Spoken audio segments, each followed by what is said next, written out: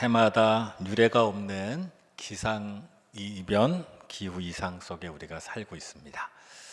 저희 지역도 한 달여 만에 처음으로 비가 오는데 너무 감사한 비인데요.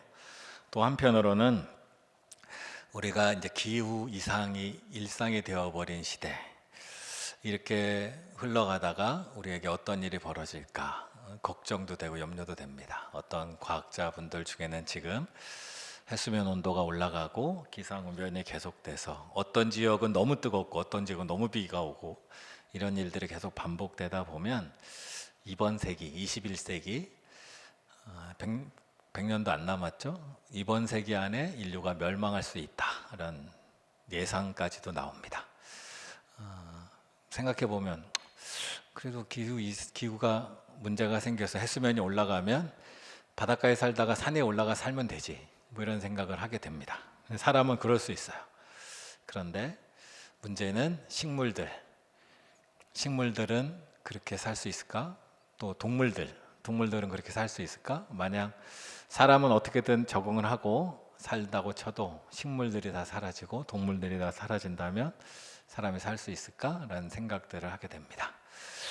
지금 더욱더 무엇보다 우리 지구에 있는 우리 인류가 직면한 이 문제를 해결하기 위해서는 한 나라나 한 사람 몇 개의 기업들이 움직여서 될 일은 아니다. 모두가 다 연합하고 힘을 합쳐야 될 시대가 점점 다가오고 있습니다. 그리고 인류는 그런 일을 해냈죠. 우리가 몇 년 전만 해도 프레온가스 때문에 오존층이 얇아진다, 이런 공감대가 전 세계가 되니까 프레온가스 사용을 굉장히 줄였죠. 또 다른 문제도 있지만, 또 몇 년 전만 해도 황사비 때문에 비 맞으면 큰일 난다, 이런 뉴스들이 있었는데 요즘 그런 얘기 없죠.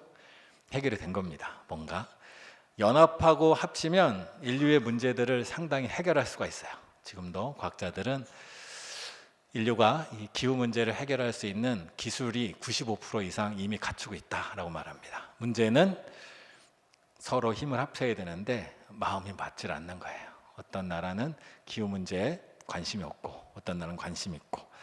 그래서 인류가 닥친 문제, 하나님이 이 세상을, 예수님이 오셔서 다시 새롭게 하시기 전에 인류가 먼저 이 세상을 망쳐버릴 수 있는 위기 가운데 우리가 살고 있습니다. 그래서 더욱더 연합과 연대가 필요한 세상, 온 인류가, 온 나라들이, 국가들이 연합하지 않으면 이루어질 수 없는 그런 시대, 생존할 수 없는 시대로 점점 가고 있어요. 그래서 이런 시대에도 역시 우리의 희망은 예수께 있다, 예수님께 있다. 하나님의 은혜만이 우리를 살릴 뿐 아니라 예수님의 놀라운 십자가의 능력만이 우리를 하나님의 때까지 생존해 갈 수 있게 하는 귀한 복음의 능력이 있다라는 겁니다. 오늘 본문이 그걸 말합니다. 14절입니다. 그는 우리의 화평이신지라 둘로 하나를 만드사 원수된 것 곧 중간에 막힌 담을 자기 육체로 하시고. 예수님께서 이 땅에 오셔서 하신 가장 귀한 일 중에 하나가 바로 화평을 이루셨어요. 하나님과 우리 간의 화평, 사람과 사람 사이의 화평. 하나님과 우리 사이에 멀어졌던 담을 허셔서 우리가 하나님 보좌 앞으로 나아갈 수 있게 하셨고, 사람과 사람 사이에 세운 높은 담, 유대인과 이방인들 사이에 세운 높은 담을 예수님이 허셔서 모두가 다 하나님 앞에 나올 수 있게 하셨죠. 구약 시대에 예루살렘 성전에는 유대인들이 예배하는 땅이 있고 이방인들이 예배하는 이방인의 뜰이 있습니다. 이 사이는 높은 담을 쌓아서 서로 소통할 수 없게 만들었어요. 구약 시대의 신앙의 핵심은 구별입니다. 어떻게 하면 다른 사람과 구별되게 하나님을 잘 믿을까? 어떻게 하면 다른 사람과 구별되게 내가 살아갈까?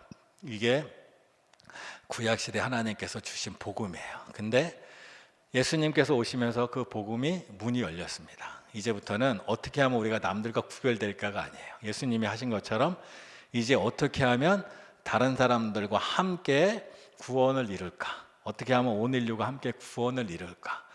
그럴 때 우리에게 필요한 게 바로 화평이고 연합이고 연대하는 거예요. 그래서 예수님 믿는 우리는 우리가 다른 사람보다 구별되는 것보다 더 다른 사람들 사이에서 함께 하나님을 섬기는 일로 나아가는 것이 우리 신앙의 아주 중요한 방향이고 예수님의 십자가가 완성되는 때입니다. 그래서 하나님은, 예수님은 만 백성을 부르시길 원하시는 거예요.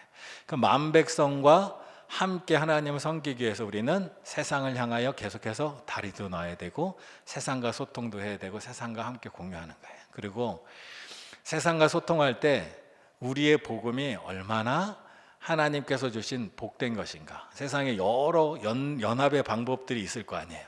많은 사람들이 생각을 해낼 거예요. 근데 그 중에 최고의 방법이 바로 예수님이 이루신 연합이에요. 왜 최고의 방법이냐? 예수님은 자기 목숨을 십자가에 다시면서 연합을 이루신 분이에요.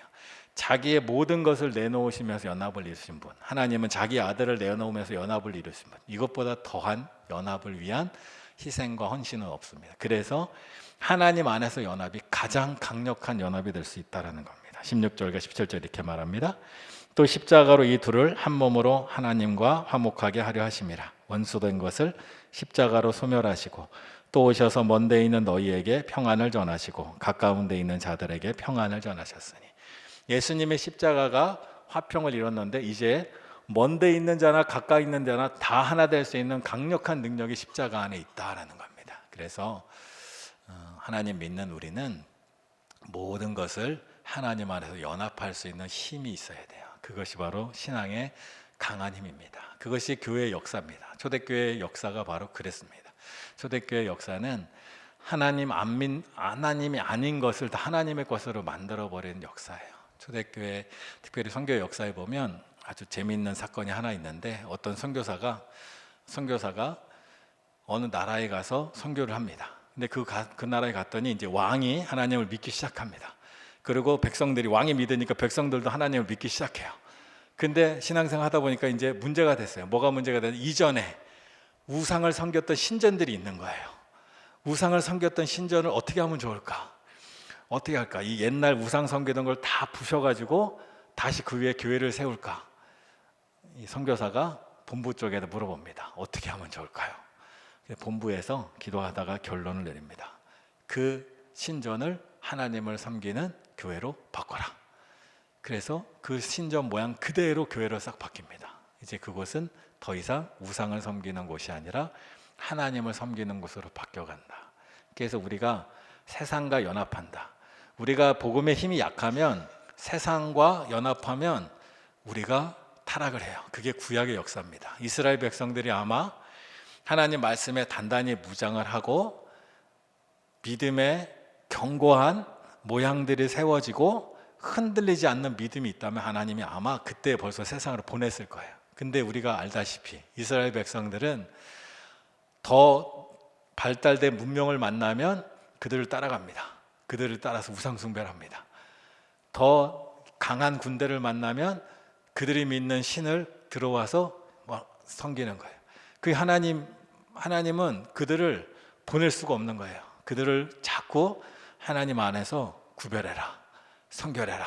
너희는 아직 능력이 없다. 나가면 너희는 그 우상 숭배하는 사람들의 가치관과 생각에 완전히 물들어가지고 하나님 신앙이 사라져 버리는 거예요. 그의 역사가 바로 출애굽 때부터 계속 나오는 역사잖아요. 갑자기 우상 숭배를 하고 음행을 하고 이런 일들이 많아요. 근데 예수님이 오셔서는 사람은 바뀌지 않았어요. 근데 성령께서 우리 안에 계셔서 성령의 능력으로 우리가 일들을 해나갈 수 있게 되었다라는 거예요. 그래서 주님은 예수님께서 허무신 십자가의 화평의 능력을 성령께서 오셔서 사도 바울로부터 시작해서 이방인들에게 가서 전합니다. 그래서 우리가 사도행전을 보면 알겠지만 우상 숭배하던 도시에 사도 바울이 들어가면 그곳에서 하나님 믿는 사람들이 막 불같이 일어나는 거예요. 그러니까 우리는 계속해서 나가서 전할 수가 있는 거예요. 만약 하나님 믿는 사람들이 우상을 섬기는 곳에 갔더니 불 들어가지고 신앙이 다 사라져버렸다. 하나님은 우리를 선교로 보낼 수가 없는 거예요. 그런데 이제 우리는 성령께서 함께 하셔서 그 능력으로 나아갑니다. 그래서 오늘날 하나님께서 우리 교회들을 통하여 세상과 소통하고 세상으로 나가서 우리의 복음의 능력이 무엇이며 십자가의 사랑이 얼마나 큰 것이며 성령이 우리와 함께 하셔서 우리가 얼마나 아름답게 연합할 수 있는가를 우리를 통하여 나타나시고 세상과 소통하도록 하십니다. 그래서 우리도 성김의 주일이 되면 세상으로 나아가서 세상 가운데 들어가는 거예요. 과거 같으면 세상 가운데 들어가면 사라져버릴 우리가 성령이 함께 하셔서 세상 가운데 들어가서 하나님 믿는 사람들은 이런 사람들이구나. 하나님을 믿는 능력이 이것이구나. 이 얼마나 아름다운 공동체이고 아름다운 모임인가를 나타낼 수 있게 된다는 거예요. 그래서 우리가 세상으로 나갑니다. 십자가의 능력이 세상으로 흘러가야 하나님이 원하시는 복음이 완성이 되는 거예요. 그래서 우리가 매달마다 하나님의 이름으로 세상에 나가서 작은 섬김이지만 그 능력을 나타내기 원합니다. 오늘은 하나님께서도 우리로 하여금 이 복된 은혜의 비를 통하여 또 다른 은혜를 주시네요. 이렇게 신 목사님 같이 평상시에 우리가 만나 뵙기 어려운 분을 비가 와서 함께 찬양으로 나누고, 또 비가 오기 때문에 은혜를 나눌 수 있는 일들이 있는데 이 귀한 은혜를 통하여 우리가 함께 합니다. 그래서 오늘 비가 와서 또 교회에 또 우리가 돌봐야 되고 손봐야 될 곳이 있다면 또 섬길 수 있고, 그런 은혜를 따라서 나아갈 때 하나님 우리 안에 아름다운 일을 이뤄가십니다. 그러니 오늘 주님께서 우리에게 하신 귀한 은혜, 18절의 말씀은 이는 그로 말미암아 우리 둘이 한 성령 안에서 아버지께 나아감을 얻게 하려 하심이라. 우리 둘이, 멀리 있던 우리가 우리를 만남을 통하여 믿지 않는 이들이 하나님을 믿게 되는 거예요.